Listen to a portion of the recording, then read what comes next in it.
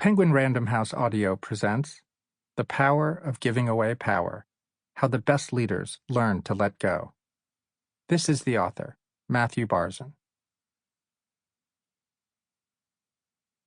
Though analogy is often misleading, it is the least misleading thing we have.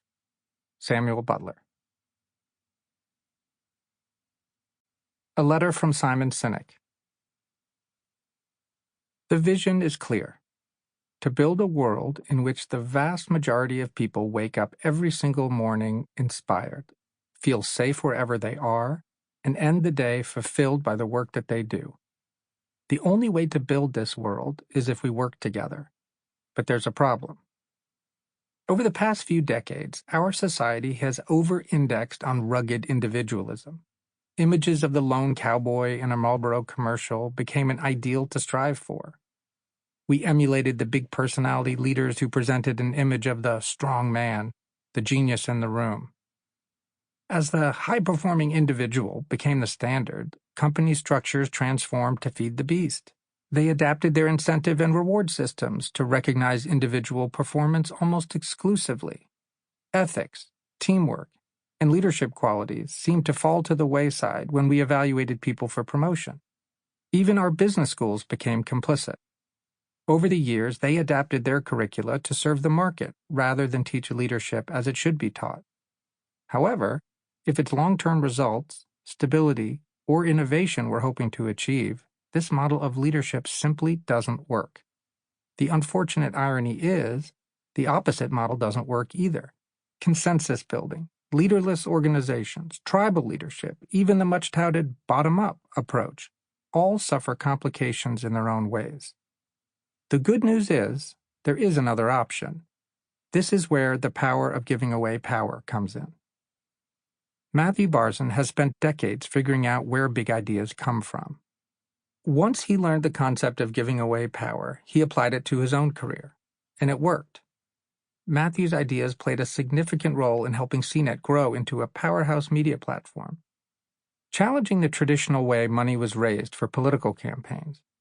Matthew pioneered a small-dollar, big-event fundraising platform that helped Senator Barack Obama significantly outpace Hillary Clinton's efforts with $5 and $10 donations. And as United States Ambassador to the United Kingdom, Matthew practiced giving away power in a way the ambassadors just didn't do. The ideas that were generated as a result were astounding. I had the opportunity to meet Matthew during the time he was the ambassador to Britain. I was astonished by his thinking. Whenever we would have occasion to talk, I would scramble to find a pen and paper so I could take notes on everything he said. This was why I asked Matthew to write a book for Optimism Press.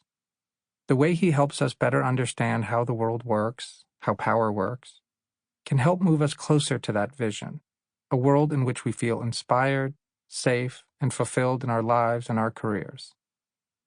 Give power and inspire on. Simon Sinek. Introduction. Pretending is exhausting.